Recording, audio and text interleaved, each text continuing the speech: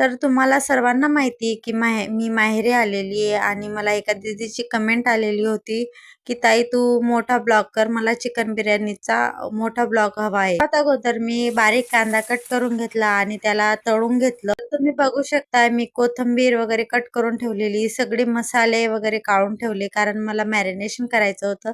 तर इथं 1 kilo chicken घेतलं. खूप सारे लोकं इथं त्यामुळे 1 किलो चिकन घेतलं. त्यात 2-3 चम्मच मी दही ॲड केलं. दही घरगुतीच आणलेलं होतं. इथं गावात घरगुती दही भेटतं. त्यानंतर ना त्यात बिरिस्ता टाकला.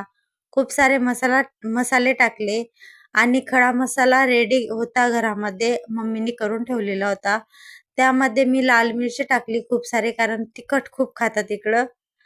आणि कोथिंबीर टाकली. मस्त अशी हिरवीगार कोथिंबीर होती.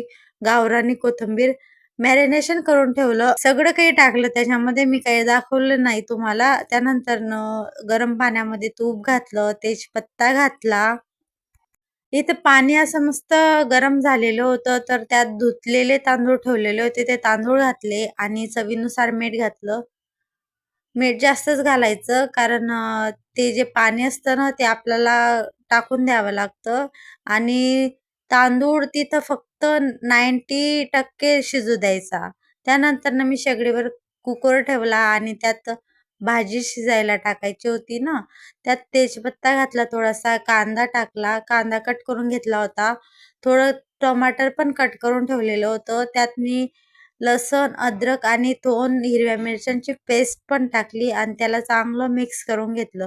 त्यानंतर मी त्यात टमाटर घातलं.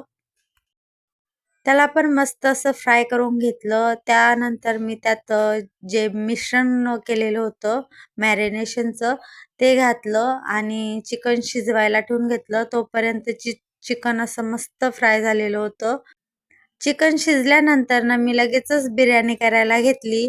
तर खाली मी चिकन टाकलं, थोडासा रस्सा टाकला आणि वरती भात टाकला. त्यावर फूड कलर टाकले, एक लाल आणि एक ग्रीन कलरचं. त्यानंतर त्यावर बिरिस्ता, कोथिंबीर टाकलं. मस्त कुकरमध्ये ठेवून दिलं. 5 मिनिट ठेवायचा, दम मारायचा. तोपर्यंत बिर्याणी रेडी होऊन जाते. त्यानंतर मी जे भांडे पडलेले होते बेसिंगमध्ये ते घासायला घेऊन घेतले. कारण भांडे खूप सारे पडलेले होते आणि म्हटलं भांडे घासून घ्यावे. तर मी सगळं काही किचन ओटावरचं आवरून घेतलं.